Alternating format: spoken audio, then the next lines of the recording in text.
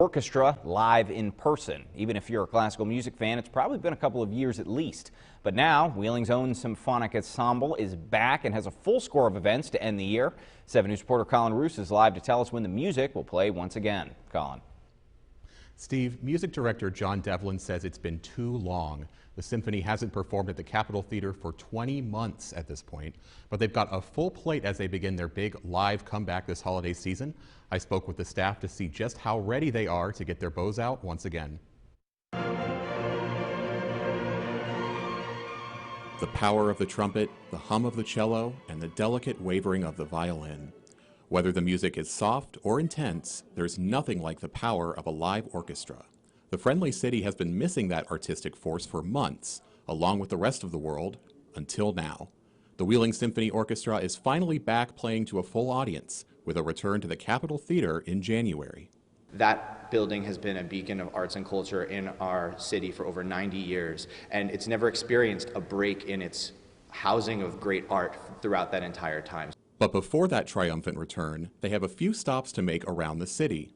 Later this month, they will play in the Scottish Rite Building before heading to WesBanco Arena for the Symphony on Ice. For the first time in a long time, attendees will hear the blend of strings, brass, woodwinds, and percussion live on stage, rather than from their headphones. We feed off of the energy of that live audience. We like being as close as possible to the people who are here to hear our music. That show at the Scottish Rite promises to touch on all the senses. It's part of the Sound Bites series, where a 3-course meal will complement the performance, featuring famous pieces like Beethoven's Pastoral Symphony and the Barber of Seville Overture. The orchestra says the food will reflect the mood of the music.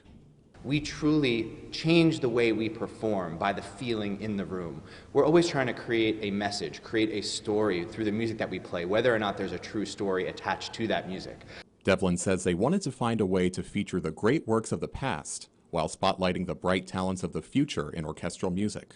A future that will hopefully never again feature such a long absence from the stage where it belongs. The return to the Capitol begins with the Baroque and Beyond concert January 24th. And if straight classical music isn't for you, there's an evening of Disney favorites in February. Live in the 7 News studio, I'm Colin Roos, working for you. Thank you, Colin. Coming up next on 7 News.